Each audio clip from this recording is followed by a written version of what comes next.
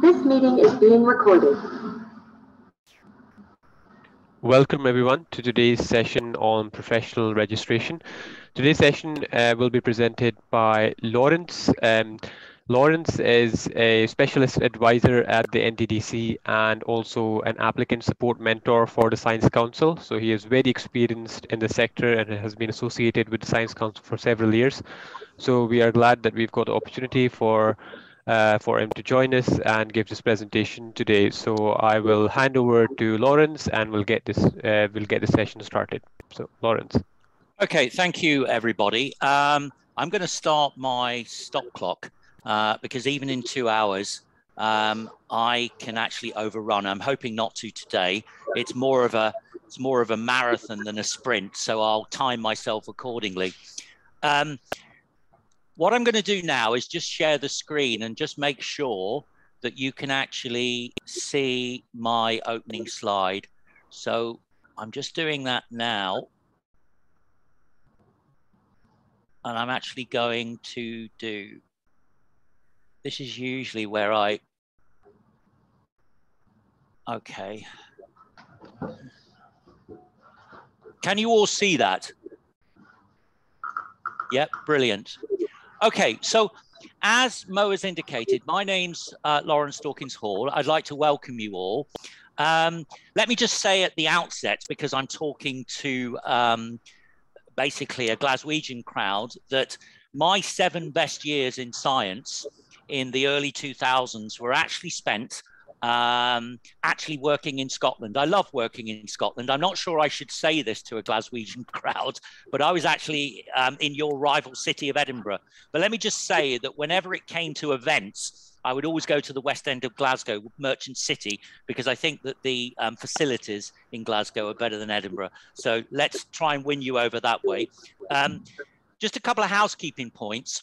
One is if you could mute your mics while I'm speaking, and unmute them if you have any questions. This is quite a long session and probably about an hour or so in, depending on where we are with the slides. There's a 5 to 10 minute comfort break because I feel 2 hours, particularly because it's top heavy with my commentary, is maybe a little bit too much to ask you to endure without a break. So there will be a break for 5 to 10 minutes, hopefully about an hour in. So the way it will work is we're going to do the how and the why of registration, so the benefits and the actual process of applying online via the Online Science Council portal, Common Application Portal, or CAP. Excuse me, just looking. Right, okay. 1 second, it's not letting me move forward. There we go. And in the second session, beyond the break, we're going to talk a little bit more about the competency form, and in particular, examples of reflective practice. And as part of that, I'm not in a position to use breakout rooms, but I will actually go silent for about 5 minutes and just let you pontificate on a couple of things that I'm going to put up that relates to competencies and also the register. In the first half, I'm going to delineate the 3 registers which are mentioned there, RSci-Tech, RSci, and CSci. We're then going to sort of give you examples, or I will give you examples of reflective practice, hopefully to sort of inspire your own versions. And then finally, what I'm going to do is actually talk a little bit about having chosen those examples, having alighted on your own examples subsequent to this session, or maybe already. I'm going to actually show you what constitutes what I refer to as a competency answers. There is a way of actually writing these answers that's conducive to getting you over the finish line.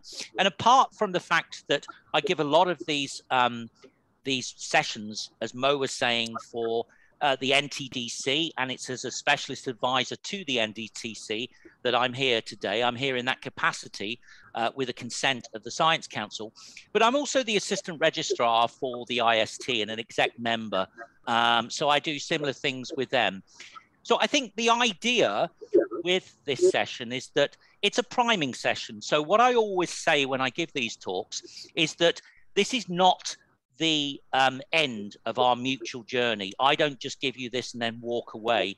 I like to actually give you aftercare.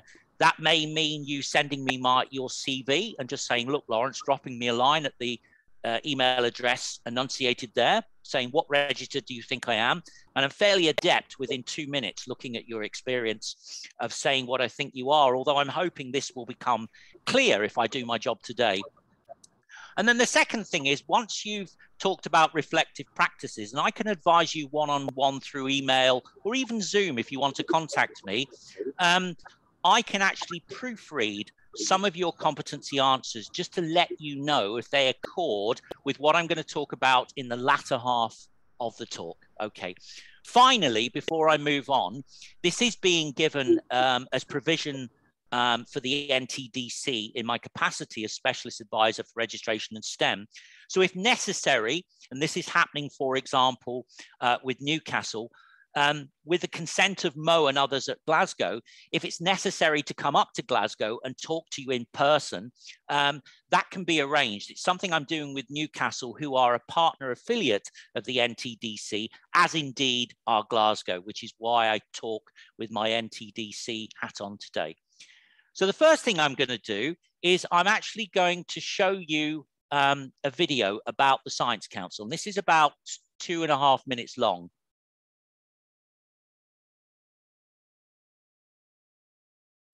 At the Science Council, we support the professional practice of science at all levels and across the whole economy.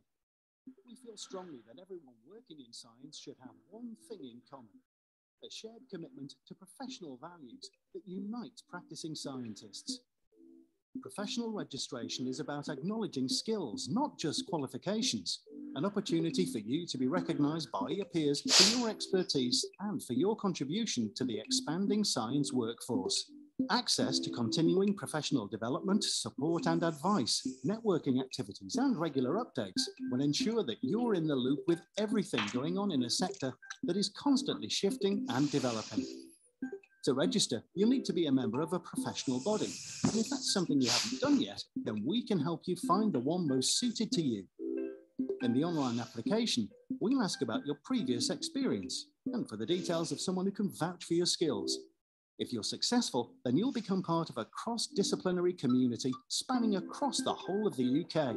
So step up to the mark with professional registration. It's your opportunity to give your career a lift and be recognised by your peers, whatever role you're in, for the work you're doing to shape science for our future world.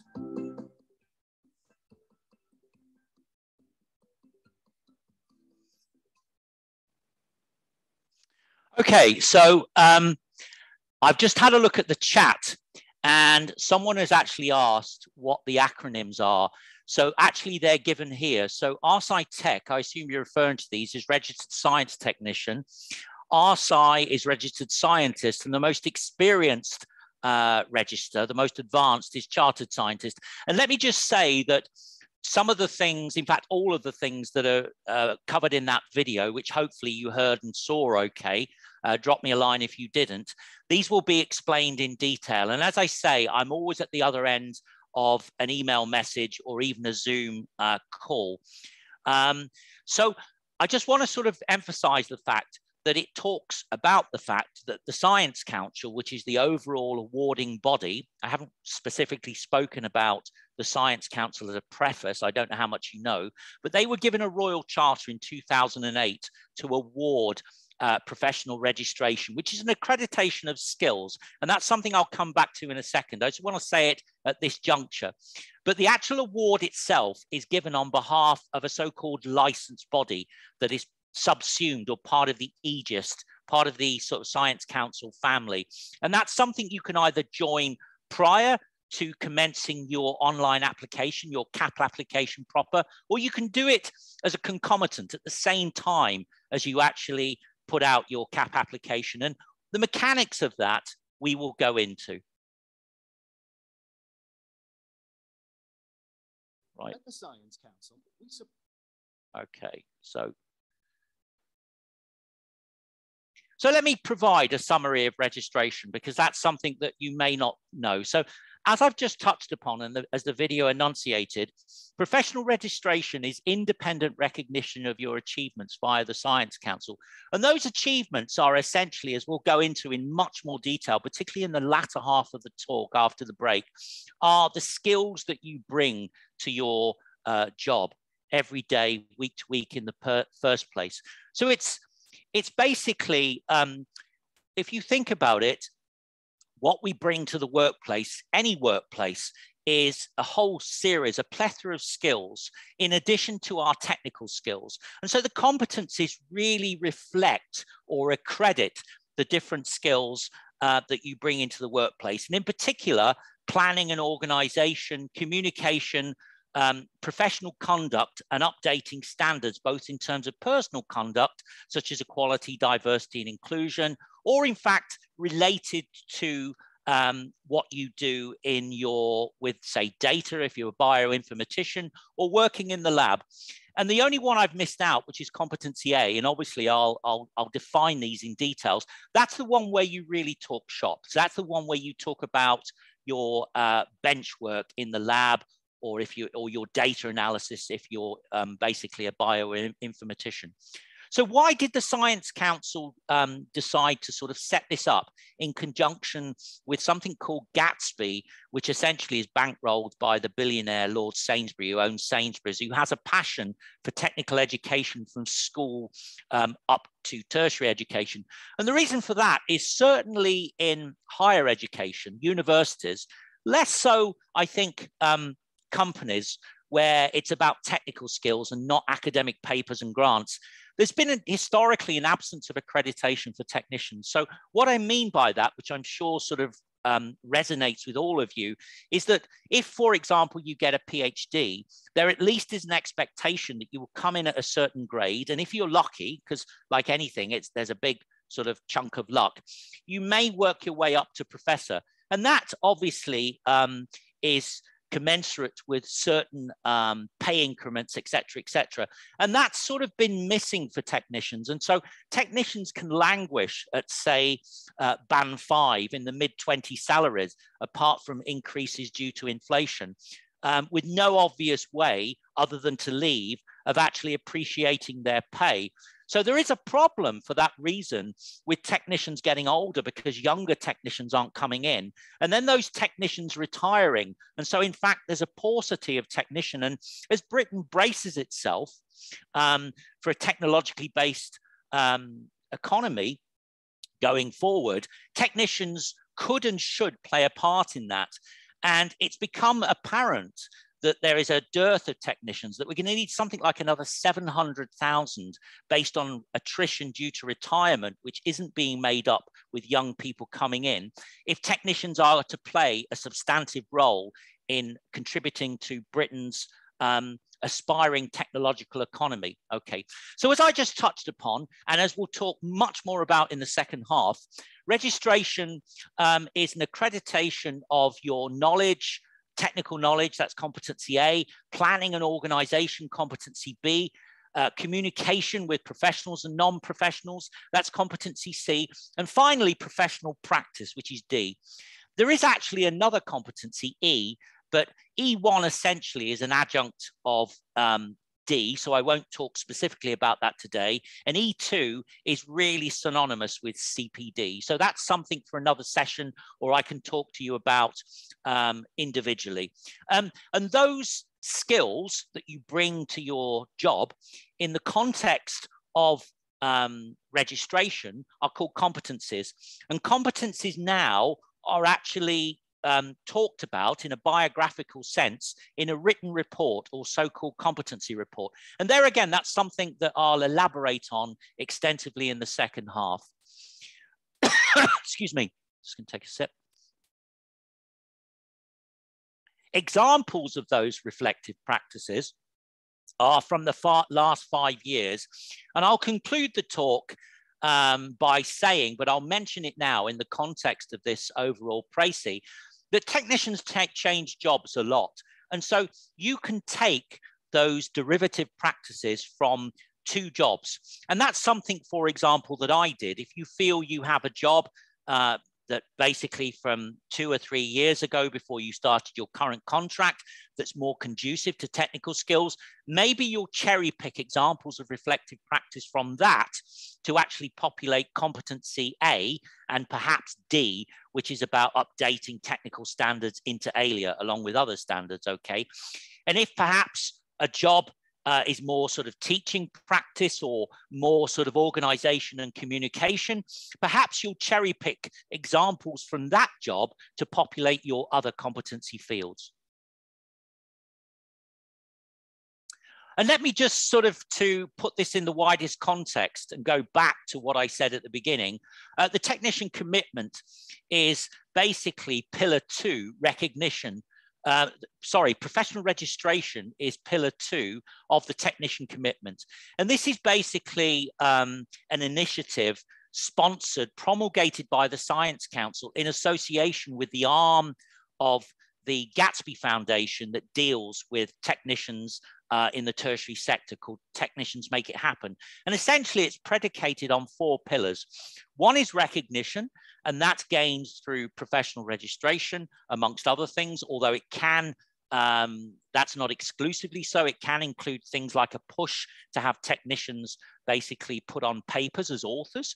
That used to happen commonly in the 90s. It happens less so now. So I think there's a feeling they need to literally roll back the clock. Visibility is about promoting technicians within your organization and outside.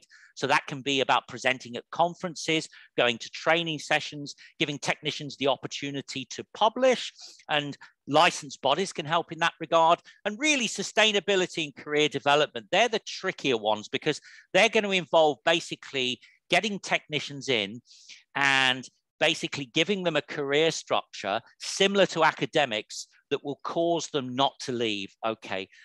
In other words, an overall policy that's designed to ensure status and opportunity for technical roles across the UK in research, teaching and innovation, and basically to address the current existential crisis of technicians retiring, but young people not coming into the technical profession.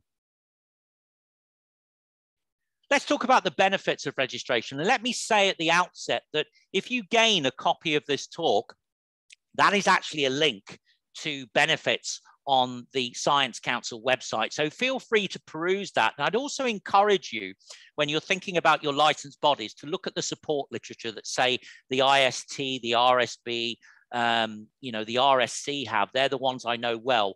But there's 26 licensed bodies, and they all have their own cachet of literature related to professional registration. So I would say look at that, as well as sort of think about your own professional practices and put it all on paper comprehensively before you actually decide to commit pen to paper, figuratively speaking, and log on to CAP and actually put in your application. Okay, so let me give you a summary of what I think the benefits of professional registration are, the seminal benefits. Okay, well, the first thing is the fact that basically, by getting postnominals after your name, RSci Tech, which is Registered Science Technician, RSci, Registered Scientist, or the highest one, CSci, which is what I am, Chartered Scientist, it's actually quite rewarding to see those letters after your name. And it can be a talking point amongst peers. They say, you know, oh, what is that? Okay.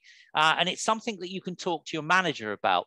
But fundamentally, and first and foremost, it's validation of those skills or competencies that I've just outlined. Really, as a consequence of validation of skills, that can be quite confidence building. And in a conversation, for example, I had with the head of the technician commitment at the MRC Harwell, where they're about to push through their 100th registrant, she was saying that as a result of technicians, I think traditionally are not very good at selling themselves. They're not the best marketeers. And they have a lot more ability often than they credit themselves with. And this is something that we try and sort of push in terms of how you extemporize on the competency report and basically write your answers, you know, really sell yourself. And we'll come back to that. But the act of actually becoming professionally registered is competency building. So this person I alluded to at MRC Harwell said that often they had technicians who basically did their job went home and did what they did. And all of a sudden, by virtue of these postnominals, by virtue of writing this report and realizing that which isn't a trivial report in terms of time and amount of words, as I'll come on to, that they really can do this. And it actually spurs on technicians, in her experience, and this is not limited obviously to Harwell, to do other things. So it can give you that sort of confidence boost, which makes you sort of get out there and do other things in relation to your day job. Career development and CPD. The act of actually compiling your reflective practices, and what I'd say is keep a log so it's fresh, so you haven't forgotten it. So that's what you should do reactively. Keep a log of what you've done and consider how that might fit the competencies. And as I say, I'm at the other end of a line to help you if needs be, but there's also plenty of literature out there, okay? But in addition, think about it proactively. So I've known people basically create a log of the different things they do conducive with those competencies that I've touched upon and will elaborate upon in the second half of the talk. And they have realized that to actually complete their competency form in a cogent way, what I sometimes refer to as a competent competency form, that they need other things. And so, this is a good exercise in CPD. Involve your line manager in your annual appraisal. Make him aware of the fact that you're doing this. If you're a signatory of the technician commitment, your line managers in theory are obliged to give you a certain amount of time to think about your practices and actually write them down, because it's not a trivial sized report. It's 3,000 to 5,000 words, as I'll break down in a little while. Make it part of your annual appraisal. Just say, look, I've done this and I think I'd like to learn this. And if I do learn this, that will enable me to basically give a more convincing answer for this particular competency or sub-competency thereof, because they're broken into, each competency is broken into 3 or 4 related sections. So from that point of view, it's a nice exercise in CPD. Technicians often say, yeah, that's all very well, but how does this actually benefit me in terms of my current job? And what I'd say is, at this juncture, obviously the ultimate aspiration of professional registration as part of the wider commitment is to actually lead to more sustainable and better careers for technicians. But I don't know of any institute at the moment where, even with a cachet of 100 registered technicians, that translates into some sort of facilitated promotional path. It just doesn't. But in time, obviously, that's part of the package to try and attract people in. That said, however, it has a definite, tangible and substantive impact on job prospects outside. The reason I mention that is the fact that many technicians are on temporary contracts. They move from job to job. And my CV, having done this for about 30 years as a life scientist, has about 15 different jobs on. I have a permanent job now. But often people do need to go from contract to contract as basically grants run out, particularly if they're not renewed. And I can tell you now unequivocally, for government-funded institutes such as BBSRC, MRC Harwell's another example, but also for a sort of vanguard of universities like Imperial, like Warwick, like York, like Manchester, and perhaps this is true of Glasgow, I don't know. A lot of it seems to be northern universities, that actually getting to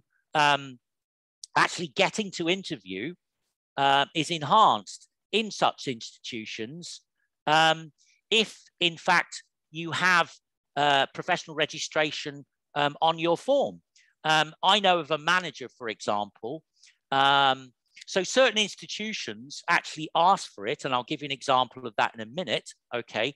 But having got to interview, I know somebody that works as a manager at the University of Manchester, where I was, and he's been interviewing technicians for 30 years, and he always says that he's more sort of favorable to technicians with professional registration, all other things obviously being equal, so it's a fair process, because the act of going through professional registration illustrates dynamism. And that comes back to what I said about the fact that confidence building, this boost, can lead to people actually doing other things. And so this person that I'm alluding to thinks to themselves, you know something, the fact that they've done this or they're doing it shows me that they're the sort of dynamic technician I want. And I'll make one other point. Quite a lot of technicians now in higher education in particular, more than industry, have they're level 8, they have PhDs. And so I've often heard it said, and I think this is a very fair question, with a PhD, do I necessarily need professional registration? Do I need those postnominals after my name? And that's sort of nuanced, because the answer, if I'm going to be honest, is in an academic role, no. However, many people with PhDs, as I've just said, are technicians, and they want to remain technicians because they don't want the burden and the disappointment of writing grants, marking papers out of hours, if they're youngsters with families, etc., etc. And so, in fact, there is the question of PhD for those technicians versus professional registration. And let me just make this dichotomy now, that professional registration is not an academic qualification. It's an accreditation of skills by the Science Council through your nominated license body. And what that demonstrates, regardless of discipline, is your competency in various manners to work in the workplace, okay, competently, and maybe hit the ground running. And so I mention that because I know of another line manager who's also been in the business as a manager for 30 years, who, for a particular job at Nottingham, it came down to 2 candidates, one of whom had a PhD, but no professional registration, and one of whom had CSI, but no PhD. And in this particular instance, she chose the one who had chartered scientists because she realized she got someone with the exact skills that she needed. You know, the fact that the other person may have dedicated experience and subject knowledge related to Drosophila or a certain type of organic chemistry didn't matter. What she obviously was looking for was a technician with certain core skills that I've alluded to. So in fact, in that situation, that candidate got the job by virtue of being professionally registered. It's also a way of networking with others. That can be in your own university, and that can lead to basically maybe participation on registration and technician commitment committees. I'm sure that Glasgow has those.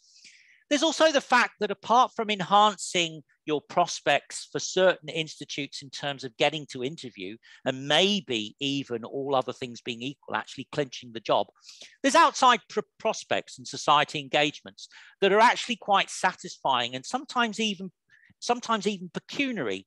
And I'll give myself as an example. Okay, so about 4 years ago, I became professionally registered. I then went on to train as an assessor. So this provided me with work outside of my day job at Leicester that was actually quite interesting. But as a result of that, I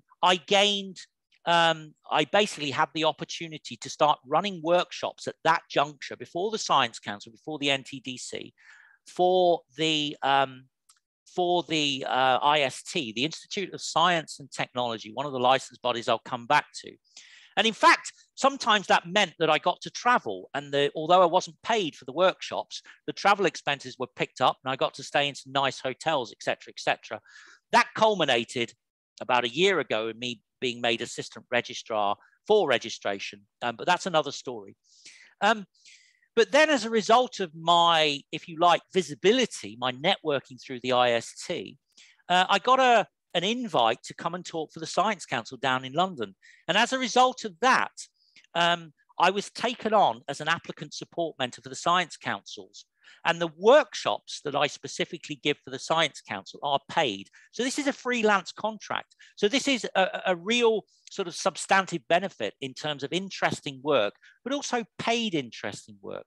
So think about that. It may have no immediate impact in your current job, but it might facilitate your chances of your next job, or indeed interesting work, paid and otherwise, outside of your day job.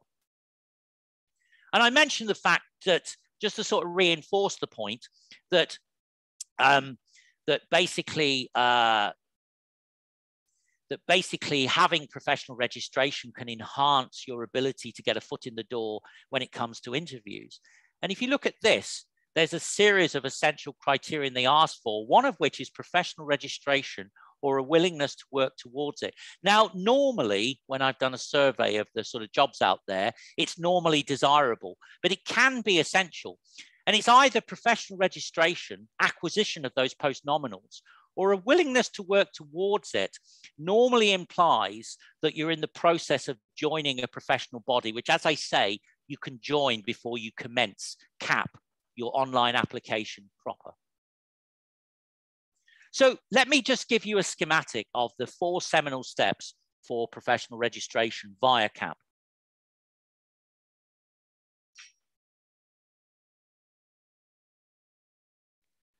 The first is deciding which register is right for you. And that's something that we're going to talk about in a second. Then, as I've alluded to throughout, and as the video said, you need to join a professional body. And they essentially represent quite a lot of different disciplines and subject areas, job sort of areas, amounting, in fact, to, I think it's 26. Then consider examples of meeting your competencies. This is something we'll do in the second half of the talk. But as I said, that involves proactive, reactive, basically recording of your practices, thinking about what you do in terms of those 4 canonical skills: planning, organization, communication standards, and basically talking shop, keeping a log, but also thinking ahead reactively. And I just want to make the point at this juncture that if you want to spend a year doing this, you can. It's not a timed assignment. So you won't be penalized for not getting it in within a certain amount of time. And then finally, the actual application itself. And I'll give you a sort of schematic of what the CAP portal looks like later in the talk. This, if you get a copy of this talk, is an actual link to the portal. So you can go in to CAP by virtue of clicking on this link in the talk. I'm now going to just talk about, or should I say, I'm going to show a video which talks about which register is right for you. And I'll take this as an opportunity just to get a drink. So this will basically outline the 3 registers that are mentioned there.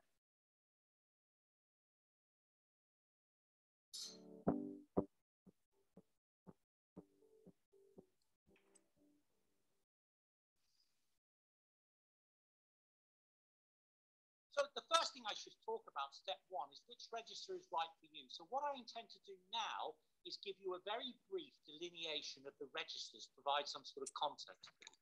So a registered science technician is not a rookie. It's typically someone with about a year's experience, so they can work with minimal supervision, delivering essential scientific services, but they may not be expected in the context of this report to actually troubleshoot or work independently or work up a new method, okay? As a corollary to that, given that they're competent independently at the bench, but dependent on a supervisor to direct their work, they're not necessarily involved in actual training or supervision of other staff. If we compare that with a registered scientist is like an RSci tech, but typically has 2 years experience. And the seminal difference between the two is a registered scientist would be expected to actually improvise or troubleshoot on a standard SOP and not necessarily require conferring with someone at a higher position, okay?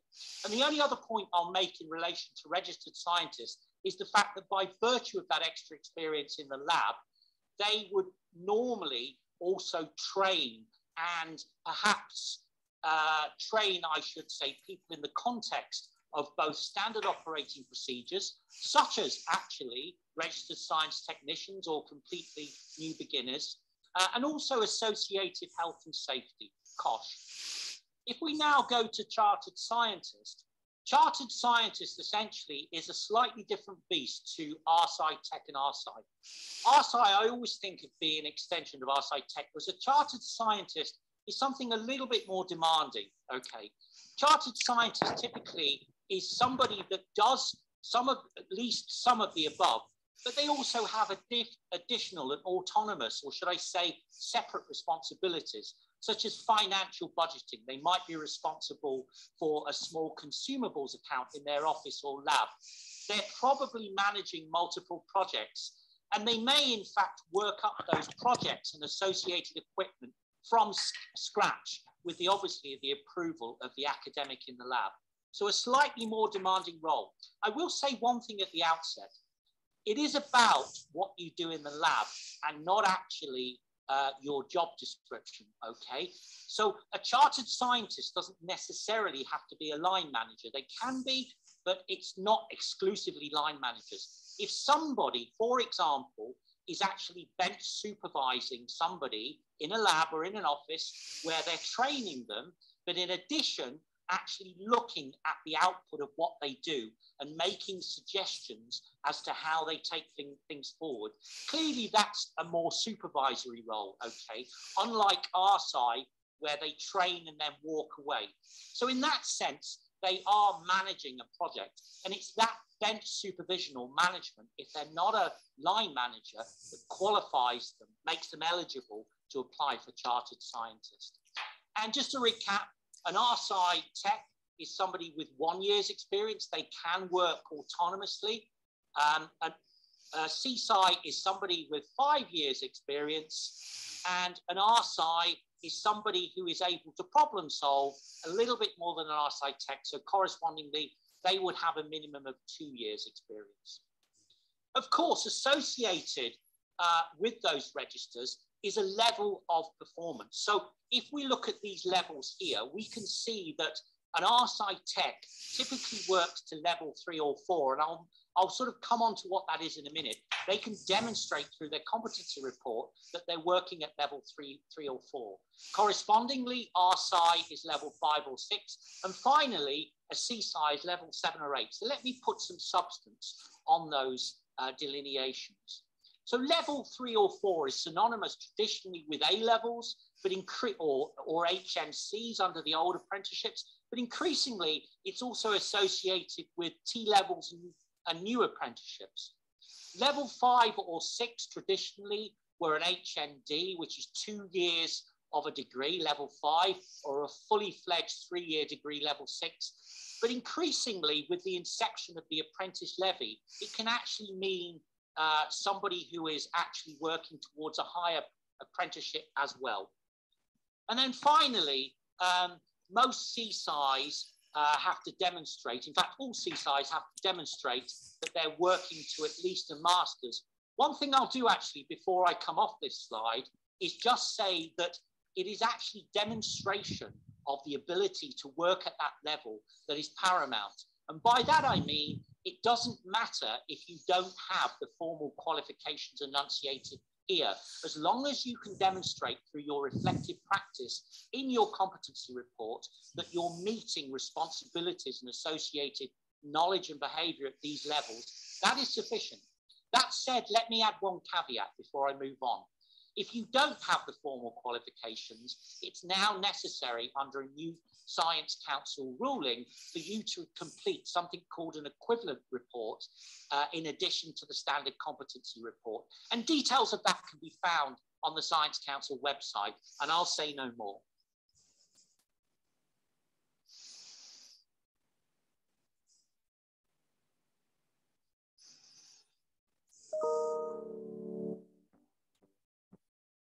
Just see if I can move on.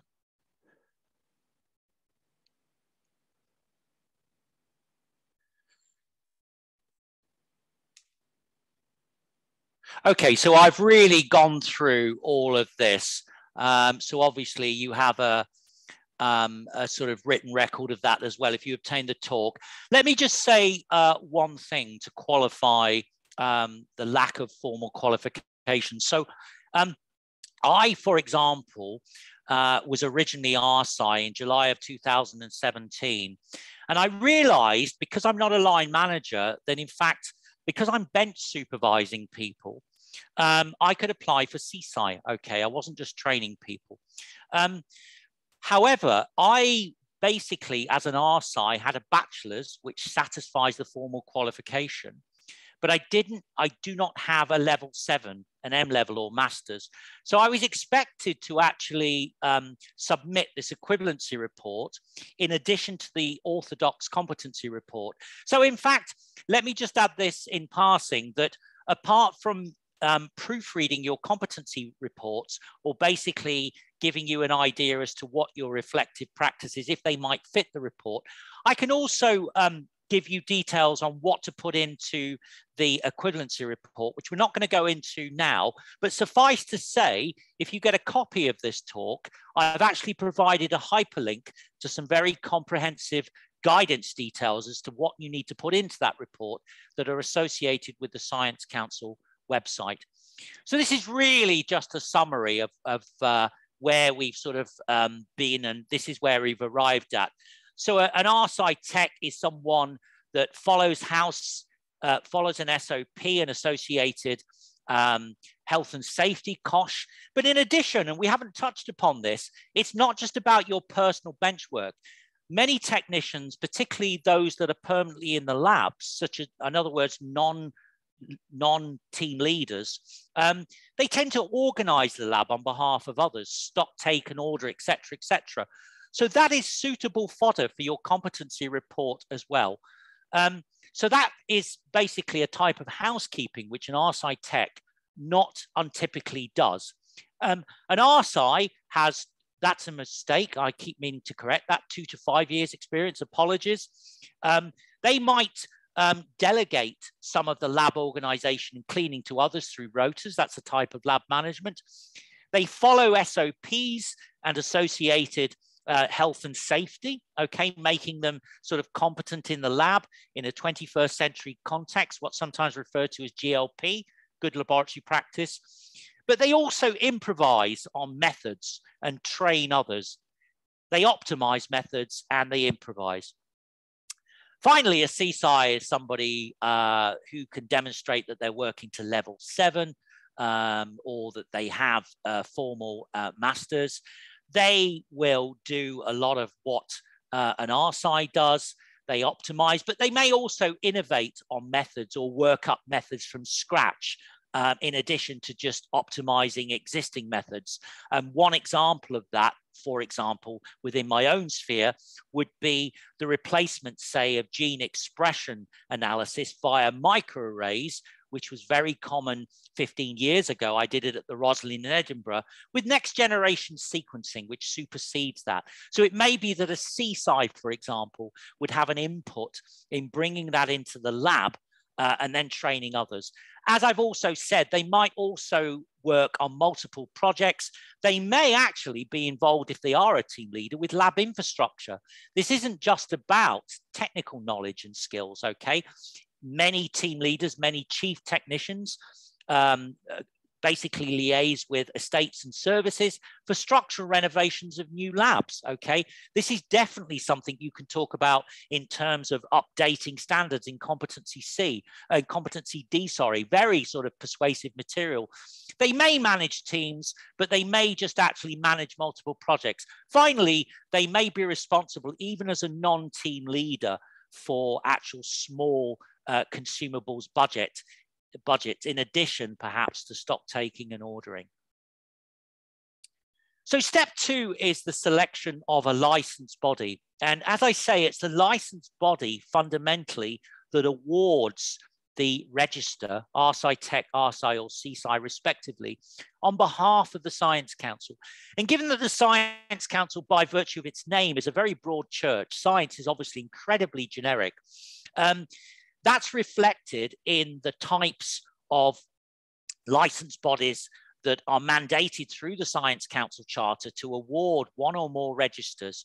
So, for example, we have the usual suspects: the Royal Society of Chemistry, the Institute of Physics, the Royal Society of Biology, Institute of Mathematics, etc., etc.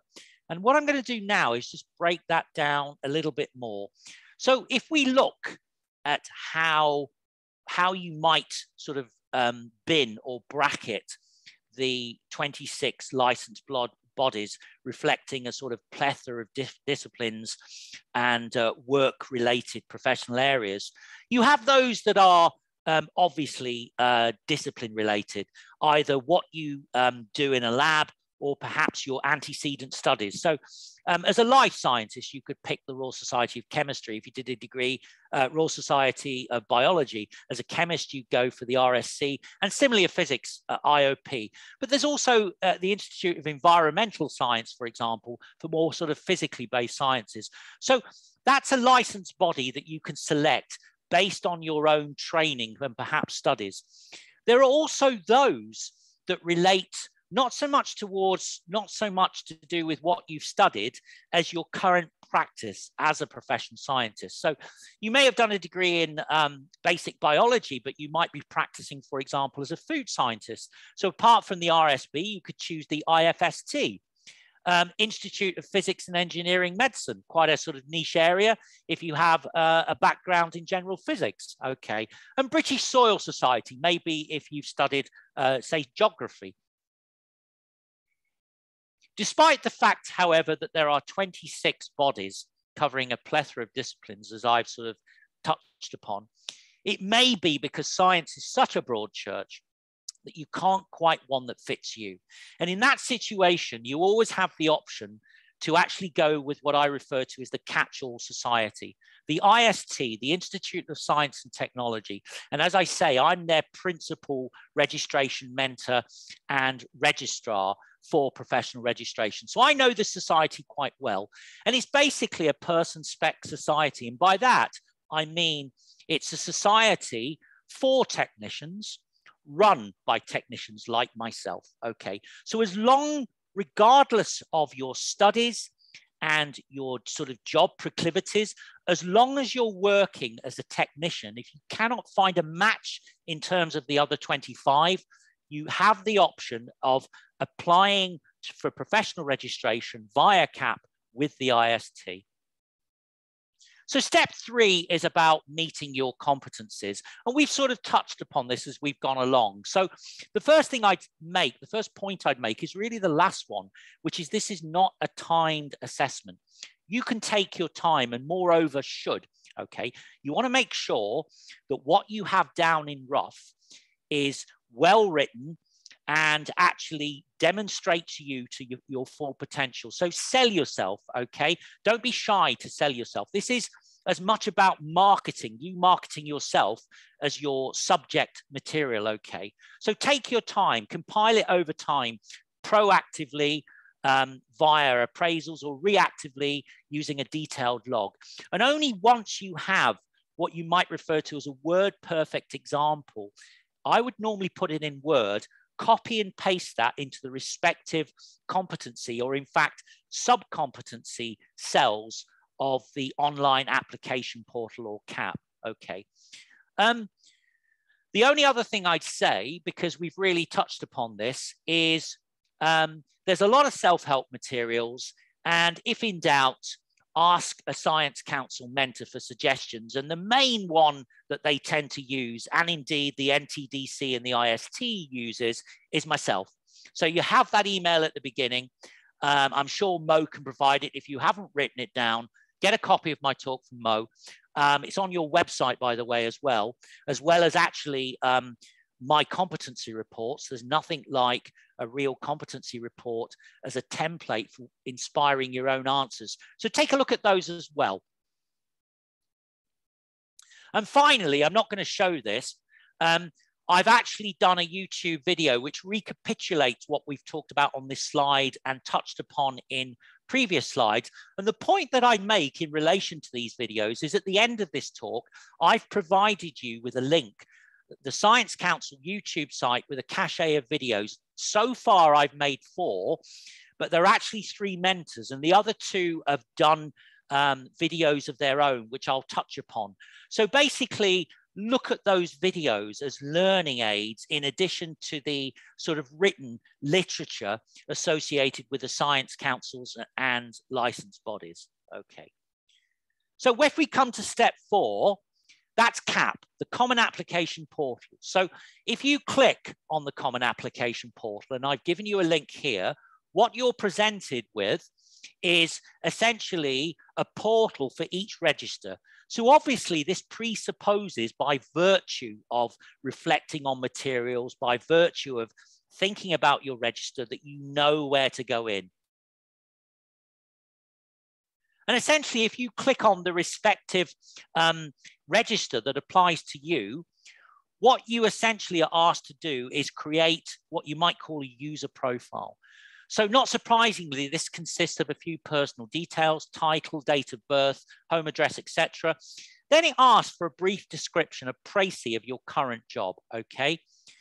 It then asks for a full CV. So what I'd say is, if you're poised to actually professionally register anytime soon, get your CV up to date if it isn't already. The other thing that you need to do is upload your qualification details and certificates. And the point that I make at this point is the fact, and I think a slide shows this, is remember, this is accreditation of skills. It's not an academic qualification. So if you've done training courses, for example, I did a training course where I got a certificate on use of microarrays and gene expression by going on a course in Italy. Upload those certificates as well, because they validate the sorts of skills that you talk about in your competency report. They provide proof, okay? So it's not just your degree or your master's or even your PhD. It's those training certificates as well that you obtain through your job or outside your job. And then finally, the thing that I'll come on to in the second half of the talk, which constitutes the bulk of the application, the competency report itself. This is just really to show that the user interface for uploading those certificates, which can be formal qualifications, but don't forget the vocational certificates. You can basically get them from the drop-down menu here, or put in your own sort of delineation and then just upload. So it's a standard sort of user-friendly interface within CAP. And then the other thing I'd say, which makes CAP, I think, quite user-friendly, is that once you're into a particular competency or sub-competency thereof, because remember I said to you that each competency is split into 3 competencies. That isn't something specifically we'll touch upon. B is 4. So this is competency A number 2. So you get a heading, but you also get a bootstrap statement as well, reminding you of what you need to reflect upon and put into this particular field. As I would say, I'd make sure it's word perfect in Word and copy and paste it into, in this case, A2. If, however, you get the heebie-jeebies and you're not quite sure based on what you've written, and then you're presented with this bootstrap statement, does that really fit? Well, apart from contacting me, if you click on this link here, what it takes you to is actually a cache of information.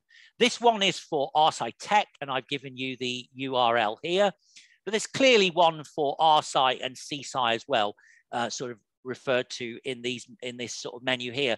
What that actually does is it takes you to PDF files, including what's referred to as extended competency reports. So apart from providing a fairly cursory bootstrap statement, it will elaborate on that, just so you know that what you've written in rough, in Word, matches what they want, okay? And then, having satisfied yourself, hopefully, if you're doing a good job, and by extension, if I'm doing a good job and I've supported you, you can say, yep, actually, that's fine. I didn't need to worry. You can jump back in to your respective register, in this case, RSci Tech, by hitting this button here, okay? That's just really a reference video that I really covering what I've just talked about now. Okay, it's going to play out, which I don't want it to.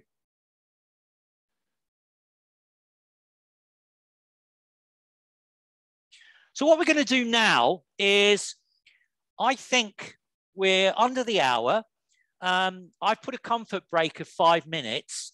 Let's take 10. So if you can reconvene here, my watch says 5 to 11. So if you want to come back at 5 past 11, and then we'll carry on. Is that okay?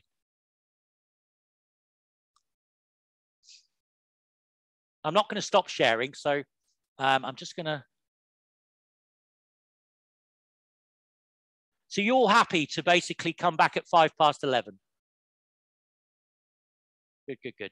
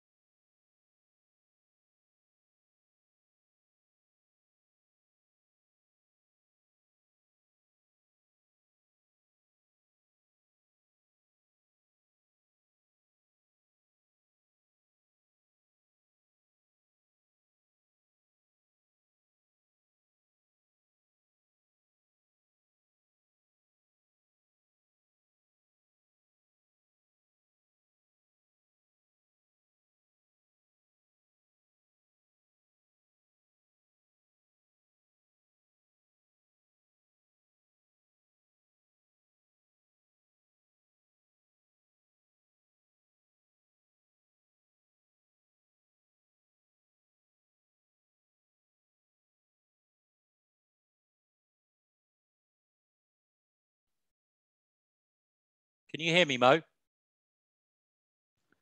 Yes. Okay, so I think we should probably resume in about 1 minute. I don't know if there's any way you can let them know. Hi, Marie. How are you finding it, Marie?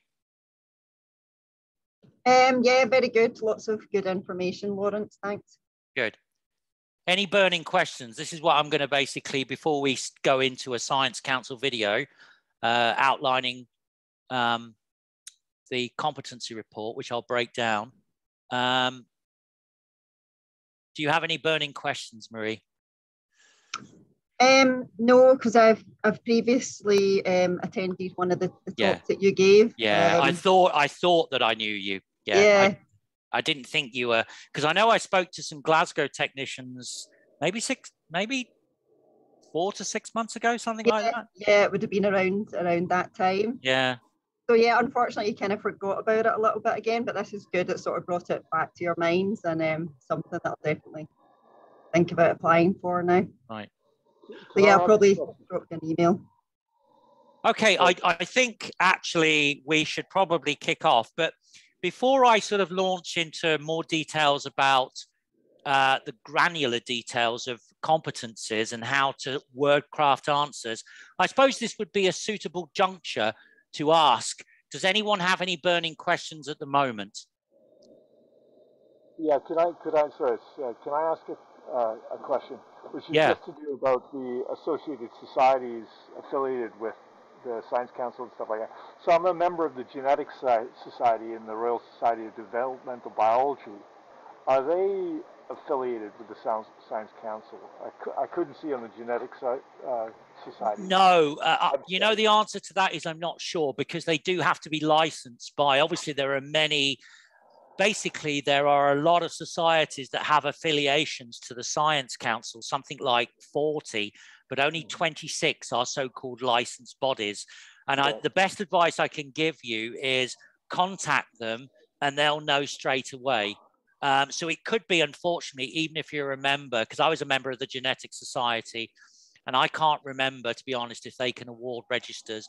If not, you'd have to join, I guess in your case, RSB or IST, something like that.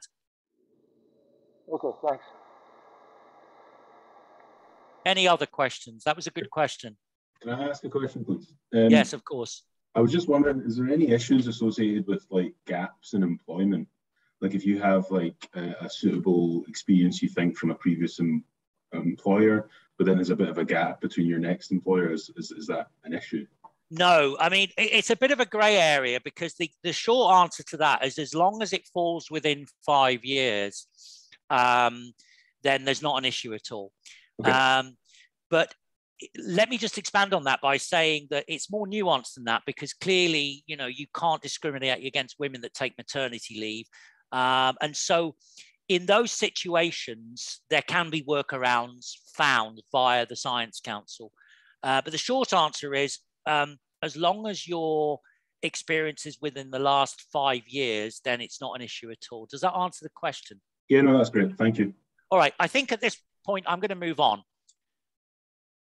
So this is actually a video about completing a CSI application. Okay, it's one by me that's part of the Science Council cache of videos, and I've given you a link to that in the last slide. And there are 2 other videos for the corresponding registers given respectively by my 2 ASM colleagues. But I thought I'd start to set the scene by showing you a general Science Council video from that same site, and then subsequently dissecting that in the remaining half of the talk. So let's see if I can move on without starting the video. I'm afraid IT is not my strong suit. No.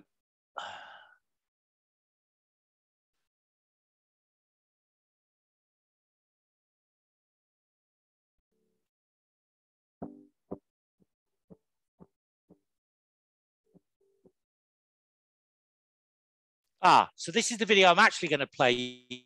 What this does is it touches upon the competencies that I've outlined, and I'll go into more detail And it just gives you 1 or 2 pointers that there again is recapitulated in the second half of the talk in more detail by me. So just watch this video at the outset to set the scene.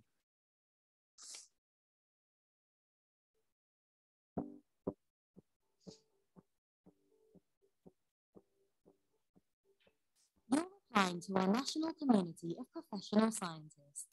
As part of your application, you'll be completing a competence report. This is the main part of your application and the bit where you get to tell us all about your role in making science happen. The competence report has 5 sections. It is important to assessors that you provide key details.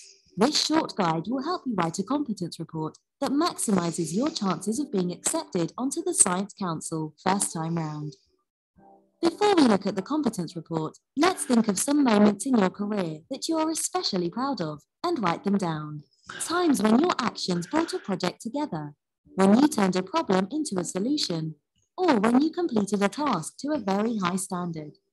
Nobody but you will see these notes, so write down whatever you want. Next, let's take each example and think about what skill it highlights. There are no right or wrong answers. You're just untangling your experience into separate skill sets. For example, let's say you improved the way a sample is collected. Which skills did you use? If you had to interact at length with a colleague, then that's an example of interpersonal skills at work. If you had to read up on a theory or technique and then put it into practice, then you're applying your knowledge. If you sourced some new equipment or a new method that would save time or money, then those are process improvement skills which contribute to your professional practice. We want to understand not just what you know, but how your understanding informs your problem solving. It can be helpful to look at verbs as clues. For instance, if we ask you to tell us how you assess and select appropriate scientific techniques, procedures, and methods, the keywords are assess and select.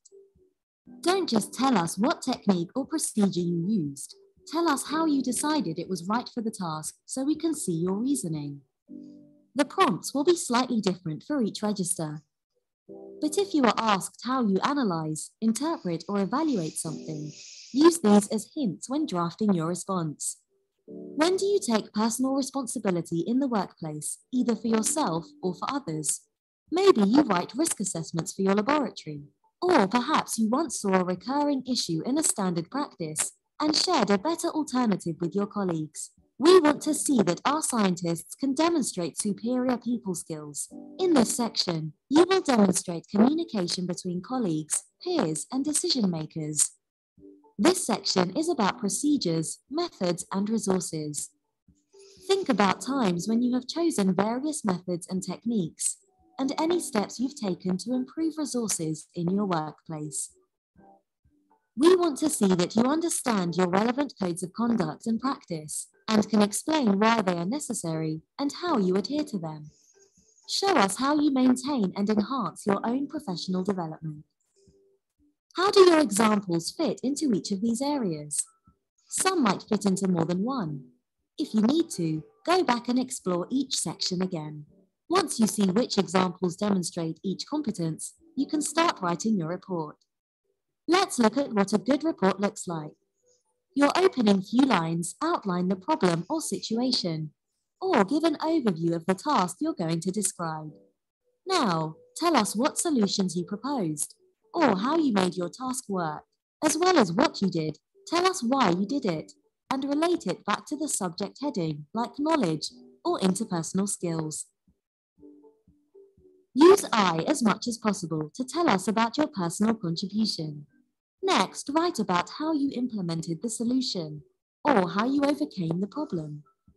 To make your answer especially strong, round off by relating this back to your day-to-day job and how it enabled you and your colleagues to do a better job in the long run. Your example may be more or less complex, depending on which register you are applying for, but the principle is always the same. This matrix will help give you an idea of the level your competence report should be at. You can either pause here or find the links at the end of the video. A very common mistake to make is to just include your inputs. Outputs are even more important. They show whether your skills are making a difference. Here are some simple examples. Make sure you include outputs in every section. Finally, it's a good idea to ask your mentor or sponsor to check your application before you send it. We have lots of resources to help you complete a brilliant competence report. If you need more help, just email us. Remember, the competence report is just about proving the things you already know. Good luck.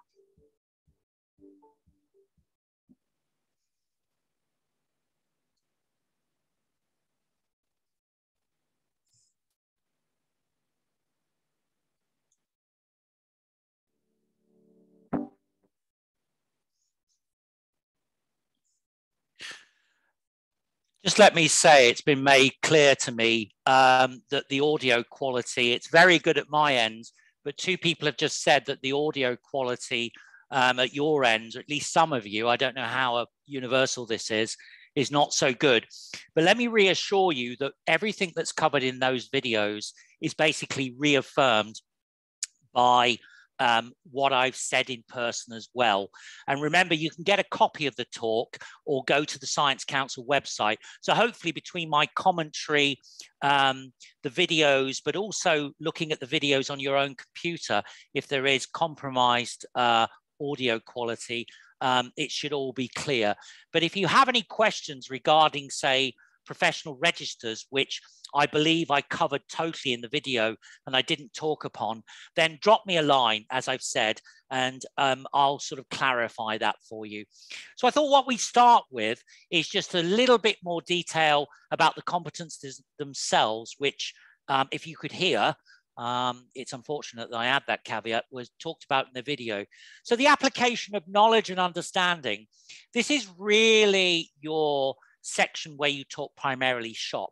So it's synonymous with technical details, but that doesn't necessarily have to be lab work, bench science, okay? As a line manager, it may be actually helping to improve the setup in the lab, okay? Improve on the water purification systems. This is all technical knowledge. Technical knowledge isn't exclusively scientific and bench related. So it's about devising, adapting, researching, working up and troubleshooting methods. As an RSci and as a CSci independently, as an RSci tech, you would be expected to demonstrate through your competency report how you conferred with somebody more senior, okay? Given that you're not expected to demonstrate that you did it completely autonomously. It isn't just about, though, wet science. It can be about data output, okay? You may have devised a method which improves, for example, how you analyze the data using R or GraphPad, okay? So it isn't just about inputs in terms of wet science. It can also be about written reports. Technical knowledge isn't exclusively empirical. It can be about literature searches that you've done in association with your superiors or by yourself as a more experienced scientist, i.e. RSci Tech and RSci. It can even be something like basically journal club, a breakdown of papers, how you've brought your skills and understanding to précis a paper, okay. Personal responsibility is about how you manage your time. As an RSci Tech, that will be how you plan your experiments to meet deadlines probably given to you by your supervisor. As an RSci, it's how you manage your own time and how you train others. As a CSci, how you supervise others. Lab management and COSH, okay? So as I've mentioned before, many people who are lab-based as technicians, it isn't just about their personal bench work, vis-a-vis satisfying their supervisors. It's about running the lab on behalf of others. So it's how you balance those personal commitments to project work against running the lab for others, okay? Interpersonal skills essentially is about how you communicate with specialists, and specialists are fellow scientists, such as new PhD students in your lab. Non-specialists are everybody else, and that can include, in fact, engineers who might have a technical training, but don't necessarily work in your discipline. So these are people that you talk shop with about your platforms, but it isn't specifically, say, sort of organic chemistry or molecular biology. It's also about the mode of communication, as well as the constituent audience. So it's about how you communicate. So you can talk about, for example, giving PowerPoint presentations in lab meetings. It can be PowerPoint or another package like Adobe for presentations in poster form at conferences, oral talks.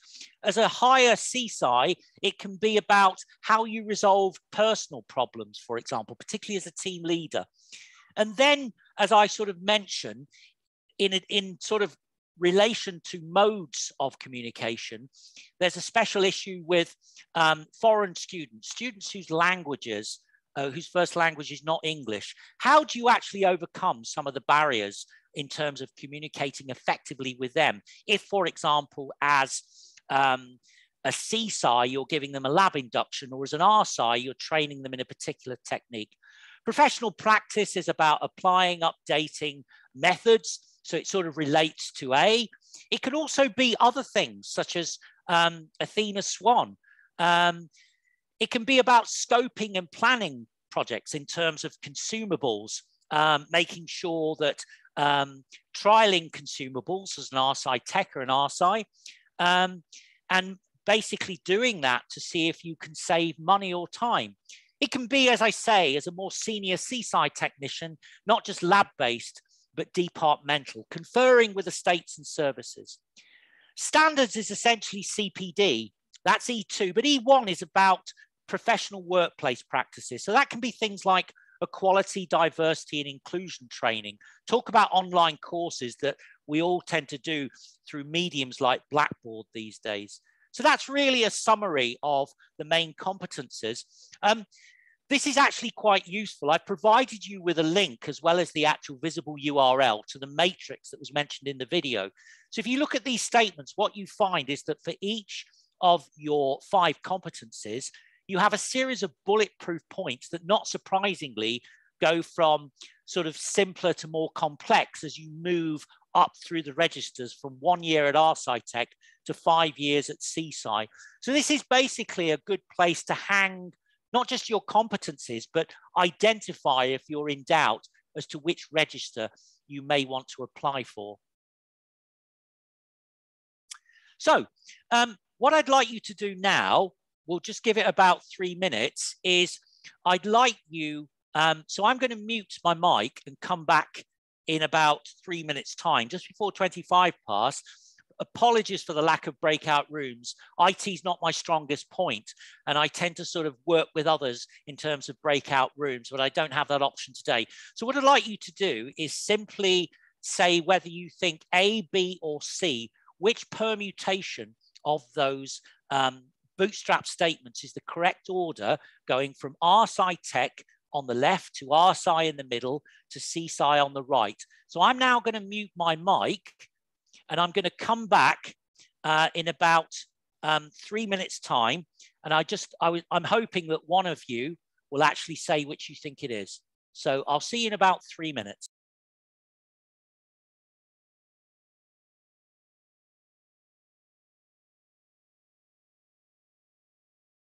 I mean, it's A, right?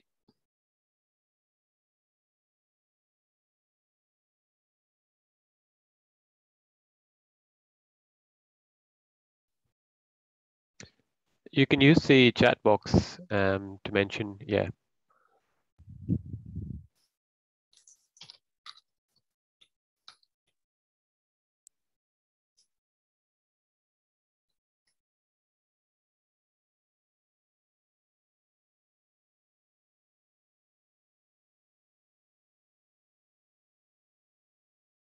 Just looking at the chat at the moment, and I won't give too much away, but I think this is fairly fundamental. So yes, those of you who've responded, you are right. And I won't say what it is, but I don't think this is too hard.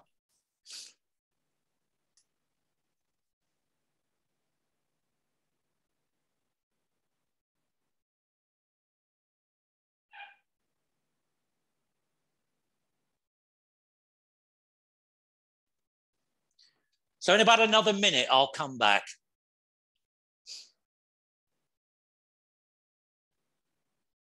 And let me just add, because some of you are answering not through polls, which in fact I must learn how to use myself, but through chat. If you want to provide answers actually going forward, because there's some nominal interaction in this session, if you don't want to actually unmute and speak up, because I know that can be daunting, then please feel free, if you have chat, to actually put your answers in chat as you're doing at the moment. Okay, I think that's long enough. And you all got it right. Essentially, it's A. So there's certain key phrases here, but the first thing to say is it's not surprising, given that chartered scientist has a plethora of responsibilities compared to, say, an RSci Tech, which is more streamlined, that you're going to have more basically blurb for CSci. But if you look at the actual, verbs, so interprets and evaluates data, so they're competent in the context of what they're doing, but they may not need to think outside the box. Applies knowledge in the context of new areas, interprets concepts and ideas. So this is a little bit more holistic, okay? It's thinking in a broader sense. And if you look at CSci, uses specialist knowledge and broader understanding, okay? Demonstrates critical evaluation. So thinks about the fact that there might be a way to circumvent the problem with this method, but in fact, as a CSci, you might want to demonstrate, if you can, that you don't think that there is. There's an impasse, and so you may want to approach it in a completely new way, or basically the same method, but a different version thereof. So clearly, it's just utilizing your 5 years experience over, say, an RSci Tech who has 1. Okay, so application of knowledge and understanding. This is your techie competency. So this is Greg.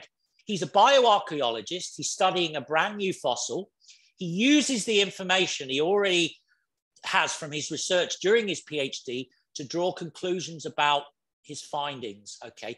Which register best matches him, okay? And if I just bring up the Bootstrap statements, where do you think Greg fits into those statements? Which register do you think he is? And once again, I'll keep an eye on the chat, and then I'll stop. But if I say allot you about 3 minutes, I'm just keeping an eye on chat, so I'll see how that comes in. Is he RSci Tech? Is he RSci, or is he CSci?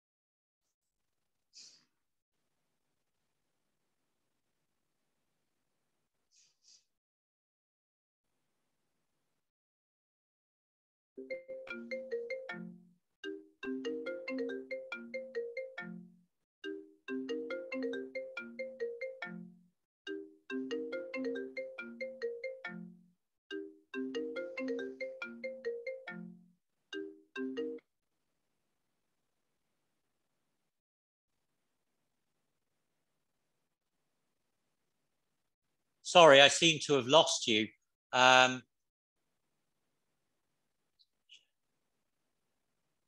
Okay, apologies for that. I had a call come through on my Mac, which I didn't expect. So I'm just going to stop now. Okay. it's a little bit subjective, and a lot of you said RSI, and I get why you would say that, because CSI can have other responsibilities, such as financial, etc. So it isn't clear that he satisfies all CSI criterion. So it's probably fair to say that we could do with more information. So I'll allow RSI, but somebody actually did say that because they're using specialist knowledge, it could be CSI. And I would say that this probably is CSI, because essentially they're studying a brand new fossil and they're drawing on the information from their PhD to create novel conclusions, okay? So he may be RSI, but I would say based on the information we have here, so he's creating new conclusions, drawing on his prior knowledge from a PhD. I would say in the absence of other information, CSI, although I do accept that he could be RSI. It's not a trick question. Okay, application of knowledge and understanding. We're still on A. Okay, so Aisha is a water hygiene technician. She follows a set of laboratory procedures and she reports on the quality of the water she has tested. Which register is she? Okay, so if you want to start to populate the chat, I'll give you about approximately 3 minutes, depending on where we are in the chat. So I'll just basically bring back the chat.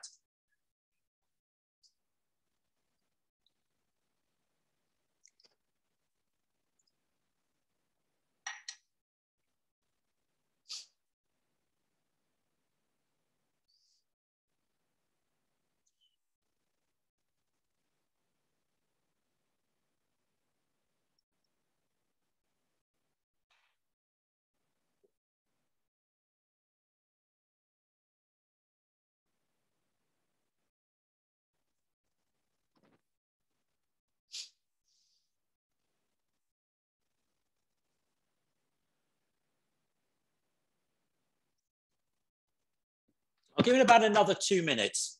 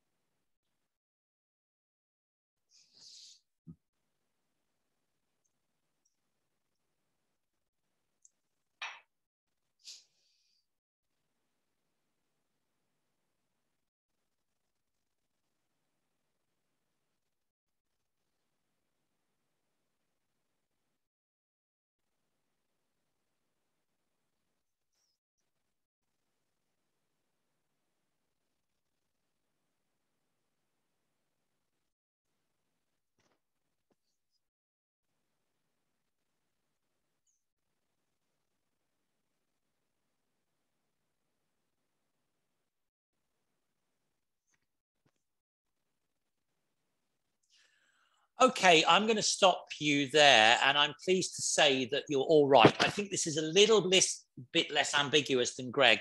And the crucial verbs are follows and reports. So this is someone that can work independently, but the words imply that she's not improvising on a method. She's following a prescriptive SOP that she's been trained in, and she reports on the quality of the water she's tested.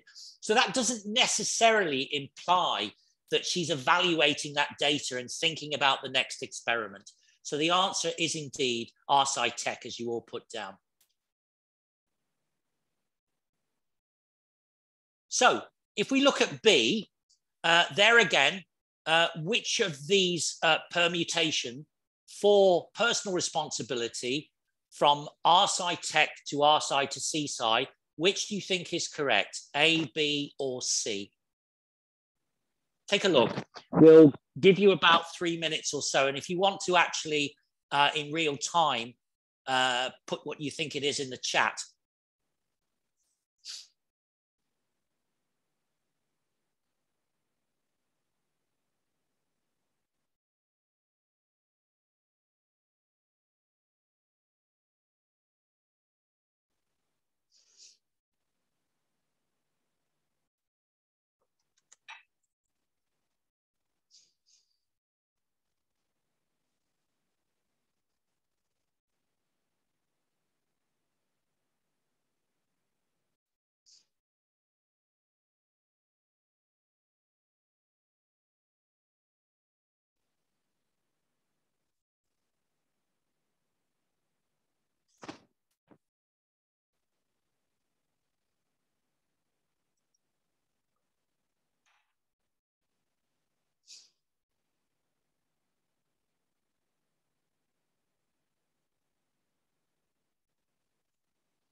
I'll give you about another minute, but your answers are encouraging.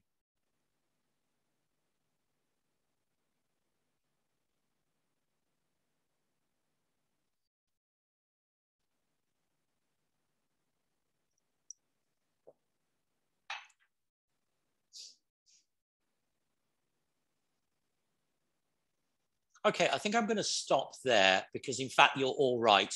So you can see that B works with option B. If we look at RSI Tech, they work with minimal supervision. They maintain quality and apply safe working practices. So there's no sort of general thinking outside the box or sort of independent planning there. So an RSI works autonomously and knows when to escalate, okay? They take responsibility for safe and sustainable working practices. So that might imply that they're training junior RSI techs or new PhD students in, say, COSH. And if we look at a CSI in terms of responsibility, they develop and implement policies and protocols relating to health, safety, and sustainability, okay? And also they may have an input in terms of solutions with due regard to the wider environment. So that might be waste disposal policies, okay? It could be tip recycling policies. This is something obviously that a chief technician would tend to do. Green issues are very sort of germane in labs right now. In terms of implementing protocols relating to health, safety, and sustainability, something like transitioning from a paper-based PDF COSH system to an online system might sort of fit the bill. We at Leicester at the moment are transitioning and have been for about 2 years from the old school sort of PDF files, which are archived on the server, to an online COSH system called Sevron. And it may be that as a senior technician that you're behind rolling that out and making sure that experienced RSIs are training up the less experienced stuff. So it is indeed option B. What about interpersonal skills? And what I'd like to do here is basically, if any of you can think about how you communicate with others through training, this is basically specialist knowledge. Perhaps you communicate with engineers by virtue of an analytical platform that you use, either as an RSI tech or an RSI based in the lab, okay? That's an example of non-specialist communication, even though they may have scientific as well as engineering training themselves. What about chartered scientists dealing with estates and services, perhaps structural issues in the lab, dealing with finance? And what I'd like somebody to do, either through chat or actually to unmute your mic, is to actually give me suggestions as to something you might do that fits one of those scenarios, be it specialist or non-specialist communication.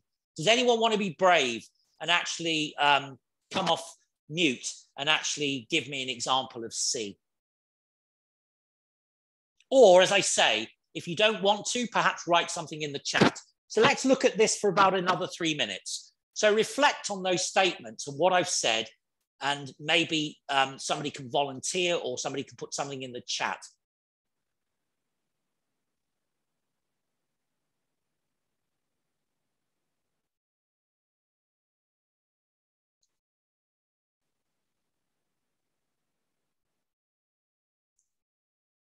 Can you hear me?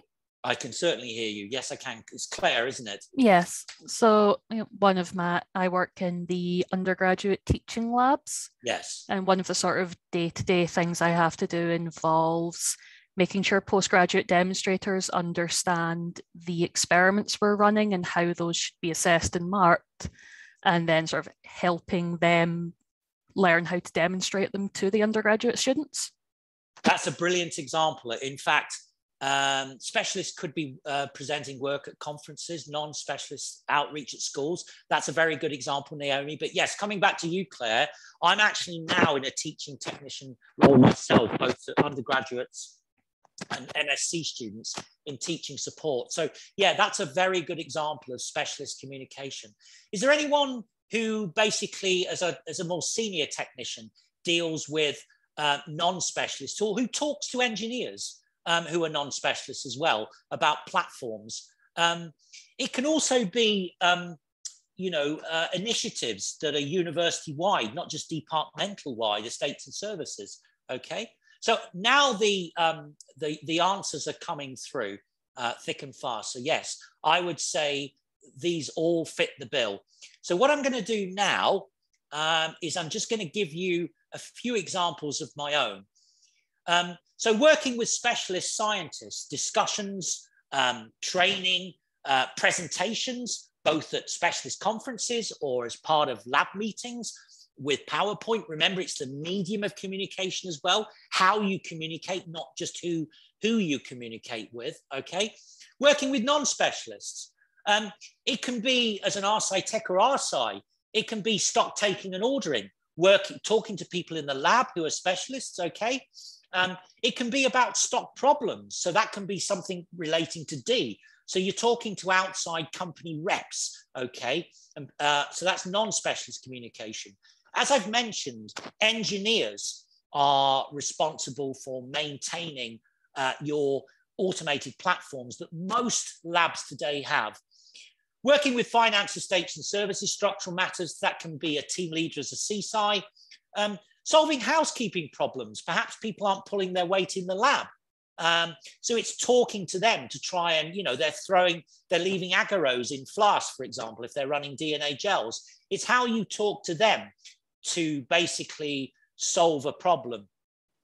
Working in teams with other lab staff, both training them and supervising them, that's C-side. Resolving conflicts or mental health problems, say by virtue of lockdown, that's sort of more senior C-side, team leader. It can even be something in terms of modes of communication. Okay, you can talk about the use of Teams and Zoom and how we've all sort of adopted these things for what we're doing now, but also during lockdown.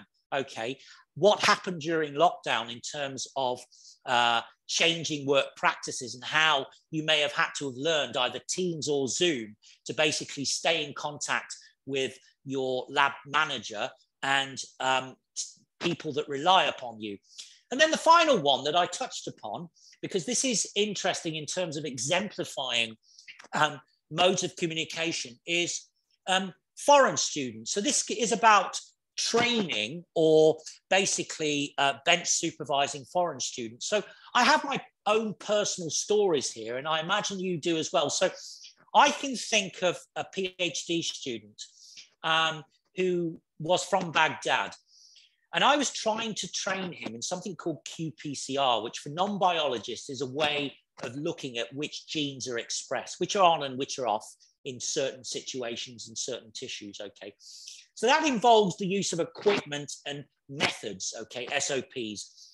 And when I first started training him, it wasn't obvious at all that he understood. His spoken English was not that good. But in fact, when we started communicating by email, it became obvious to me that he'd actually understood much more than his spoken English portrayed.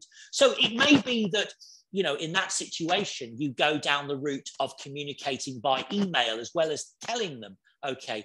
I know of other people, perhaps there's an accent issue, which can be a particular issue for people from outside the UK.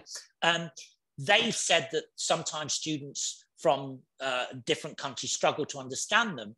And apart from the written word, which they can read, the use of diagrams, okay, annotated diagrams, they found was very effective in certain situations. And before I move on, does anyone actually want to give me a situation of their own where they've dealt with somebody from outside the UK and they've had to adjust the way that they communicate, specialist or non-specialist, in order to put your message across?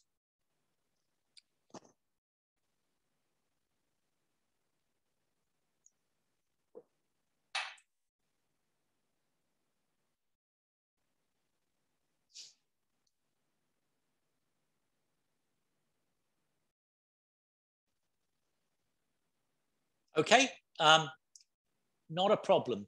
So in the final part of the competency section, I just want to sort of emphasize the fact this is a schematic of work in a lab. And I just want to reinforce or emphasize the fact that it's not just about pipetting at the bench.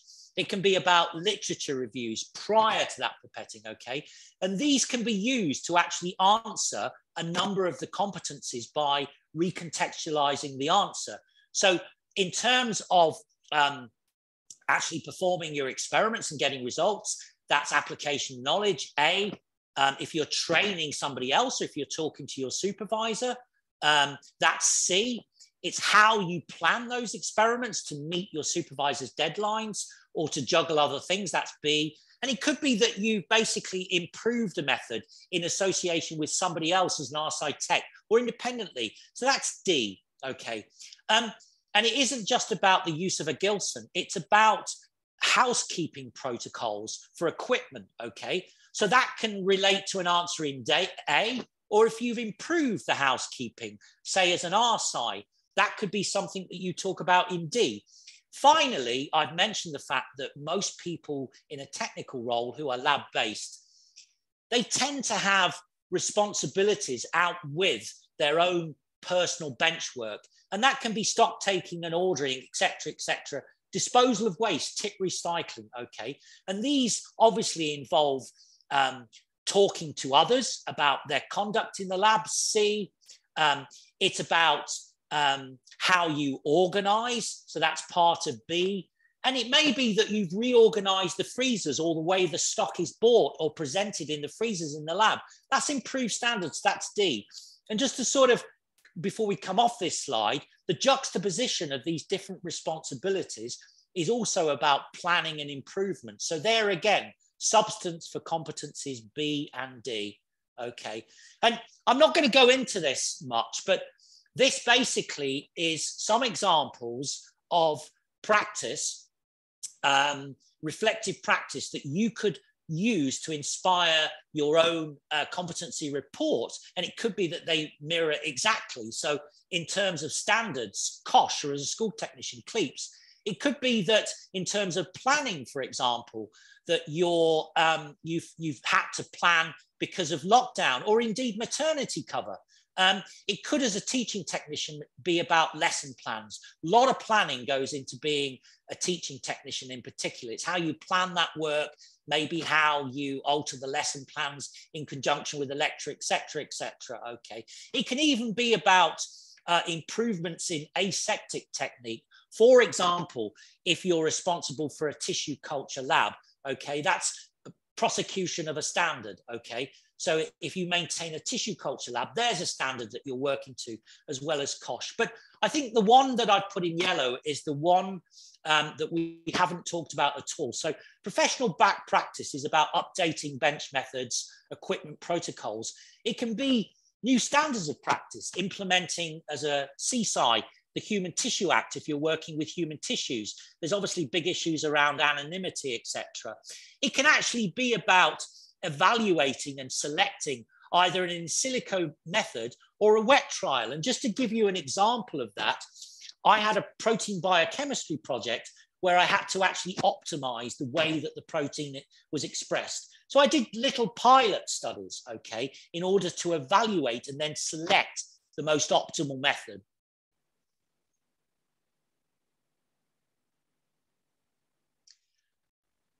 CSI Lab Manager really sort of recapitulates what we've already talked about. This is not a line manager. This is someone that actually is permanently lab-based. And they might be involved in things like disposal of waste, coming up with a waste stream policy, i.e. autoclave bags versus yellow incineration bags. They may have a hand in tip recycling policies if you transition to a more user-friendly company like Star Labs, in order to minimize your plastic waste that goes to a landfill. And not forgetting the actual line managers, okay? People that are not lab-based tend to get scared by competency A, okay? Because they think, well, I don't have a bench project, so how can I talk tech? How can I talk shop in A in particular? And of course, vicariously, you may be managing teams. If you're a senior technician, you may have an input in what some of your team are doing. So in that sense, it's I.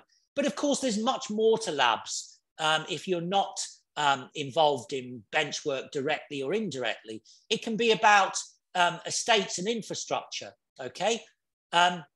Excuse me. It can be about space allocation, improving your water purification systems, okay? It can be about stock auditing, and also, for example, which relates to A and D, guarantees, I can't think of the word, on the different pieces of equipment. Maintenance contracts, that's the word I'm looking for. Equipment contracts, that's something that generally a senior chief technician or line manager will be responsible for. But if we look at, say, professional practice, think outside the box. It isn't just about improving what you do in the lab or structurally what goes on within your department. It's also about other things, such as if you're responsible for Athena Swan. Maybe you're involved in rolling out GDPR. You might be responsible for scoping and planning a new project in terms of budgeting for new consumables, new pieces of equipment, working out, scoping how long that will actually take to implement, okay? So that generally is something that's done by quite a senior technician. But I would say take a look at all of these and think about how they recapitulate your own practices. So towards the end of the talk, we're into the final 10 minutes. I just want to talk about competency report structure. So I've mentioned the fact that each of the competencies, A to E, and remember E is about things like EDI and CPD, they have 3 sub-competencies. So if, for example, you were to give 3 to 1,000 words per sub-competency, if you do the maths, that's about 3,000 up to 10,000 words in total. The latter, probably CSI. And what I'd say is, particularly for CSI, take 1 to 3 case studies per sub-competency in terms of reflective practice, and take those specifically from the last 3 years, but in fact go back as 5 years. And in fact, if there's something you've done, if you're in the same job and it's outside 5 years, but it relates to something you're doing now, then you can take it back even further, but discuss that personally with me. And I would say that if you can cherry pick examples from different jobs over those 5 years to actually populate your competency form in terms of multiple case studies per sub-competency, then particularly as an RSI and a CSI, do that. And this is really just to sort of make the point that you can take one common sort of scenario and you can recontextualize it in terms of the different competencies. So for example, tip recycling is about improvements, which is D. It's also about prosecuting standards. So you can talk about tip recycling, updates in policies, new policies in both B and D. If we talk about training a more junior member of staff or a new PhD student, that's about communicating with them, C. It's also about how you plan your own work vis-a-vis those training sort of expectations. Here we have RT-PCR. This is one of my experiments. It's use of a new tack. So the fact that I get stronger specific bands with a new tack, that's an example of improved practice, D. It's also about communicating with others and also with a non-specialist rep about bringing that in. And of course, the actual conduction of the experiment and the actual trials, that's techie talk, so that's A. So that just is really to reinforce the fact that you can use different scenarios from different jobs or the same jobs to populate your competencies, or you can take a limited number of scenarios and recontextualize them from A to D in particular. And there are no right and wrong answers, okay? This is not objective truth. This isn't physics. It has more in common with what my English teacher used to call creative writing. It's almost like a comprehensive exercise. So providing you use your nous, it should be possible with reflection, and that's really the key, to think about how a particular thing fits a competency, okay? And I've just said that you can use one theme to address multiple competencies, or conversely, multiple themes for each competency. And as I say, don't just talk about what you do in the lab, both in terms of project work and running the lab. Think outside the box. So talk about gender equality, equality and diversity, technician commitment, Athena Swan, if you're involved in any of these university-wide initiatives. So to end the talk, we're into the last 5 minutes or so. I'm going to talk a little bit about how you structure your answer. So I've given you examples to reflect upon. And as I say, look at my competency forms that are on the Glasgow website, okay? I've given my RSci and my CSci. There's nothing like seeing an actual form as a pro forma to inspire your own answers. Look at the videos on the Science Council website that I'll provide a link with on the very last slide. And if necessary, apart from looking at IST and license body written materials, drop me a line.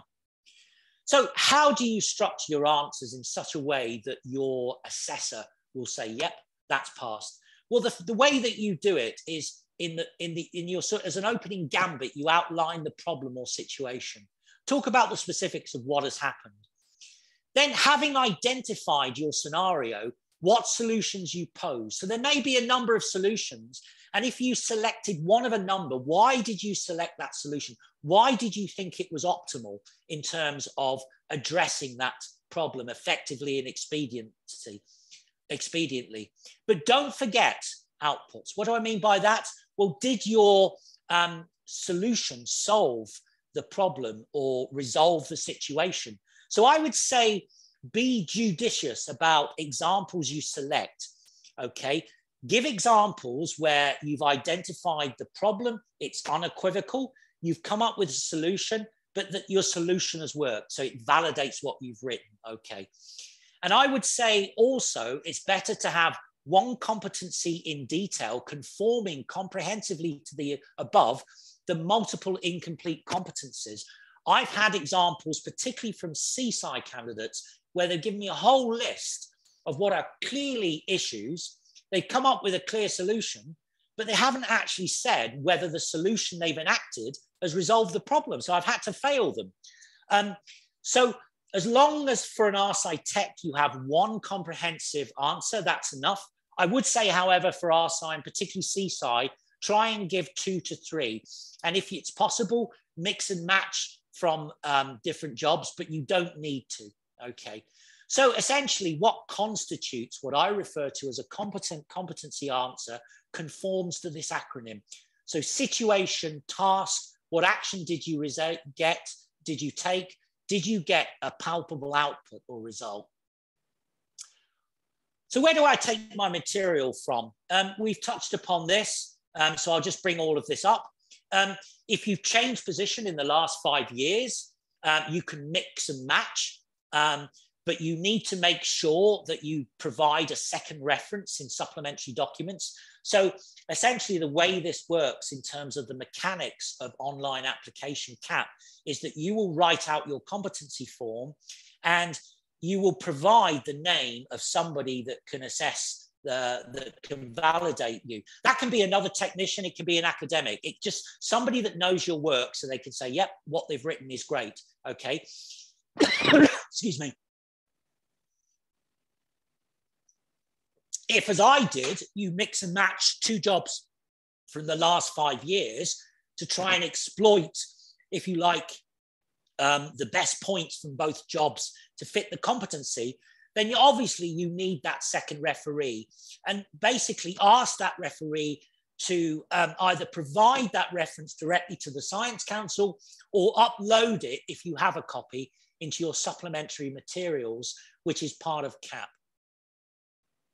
What happens when you finish your report? We're coming to the end now. So once you've hit that submit button, it's actually sent out to 2 independent assessors who work blind, so it's fair. And essentially a decision is rendered anything from 3 weeks to 2 months. And the difference is the fact that if you've written a competency report, as I've described, then if one assessor says, yeah, this is the bee's knees, you generally find, and I speak as an assessor for 3 organisations over the last 4 years, you generally find the assessors concur. There can be differences, and in that situation, it's bounced back to the candidate. And what will happen is that one or both assessors will actually outline why there's a problem. And that's usually a lack of information, not enough comprehensive detail.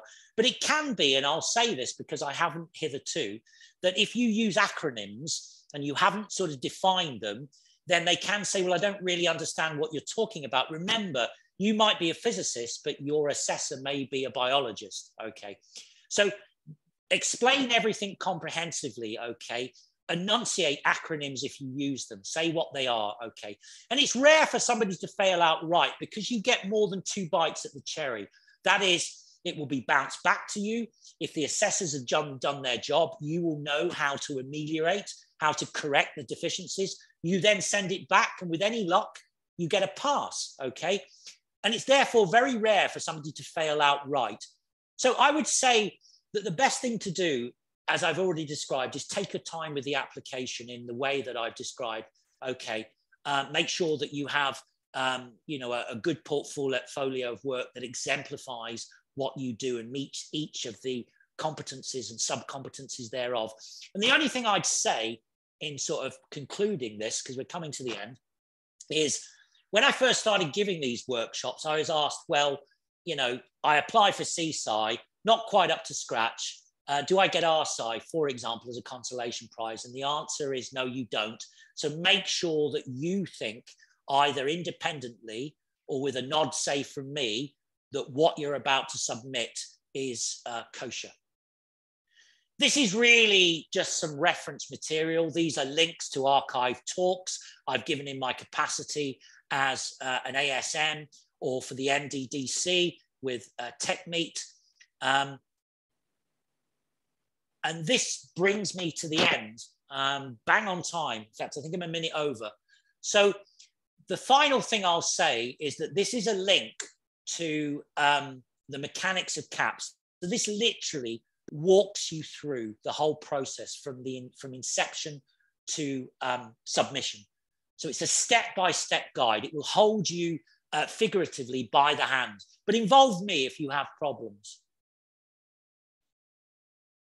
These are 3 YouTube videos by the Royal Society of Chemistry that are really excellent for covering 3 aspects of registration. So apart from the Science Council videos, I would encourage you to look at these RSC videos that talk about preparing, completion of your application and the benefits. Okay, they're really excellent videos by the RSC. There's also a series of questions, frequently asked questions on the IST website that I've compiled in my time giving these workshops. So you tend to find certain questions come through repeatedly. So I've tried to address those on this dialogue that is on the IST website. So take a look at those as well. And then last but not least, I've shown you one of the videos relating to registered, but there's a whole cache of videos on the Science Council website by me and also by the Science Council and the other 2 mentors. So I would say take a look at those as well.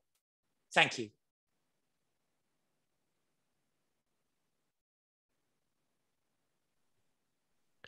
Perfect. Thank you very much, Laurence. That was covered in a lot of detail, and I'm sure that will be a lot of people will find it very useful. So I think we've reached the end of our session. If anyone has any burning questions for Laurence, you can ask now, and if not, then we will finish. And then once the recording details are available, I will send them to you via internal communications. Thank you. If I can just say, I mean, I'm prepared to stay on now and answer any questions. What I'd say is, please drop me a line. I am here. Use me as a resource, okay? If you don't want to ask questions now, ask them subsequently. That offer is always going to be there. So consider this the beginning of our mutual journey, not the end. And the one other thing I'd say is take a look at my competency forms that Mo has put on the University of Glasgow website in association with material advertising this workshop. Perfect. Thank you very much, Laurence. I'm going to stop the recording now. Stop recording.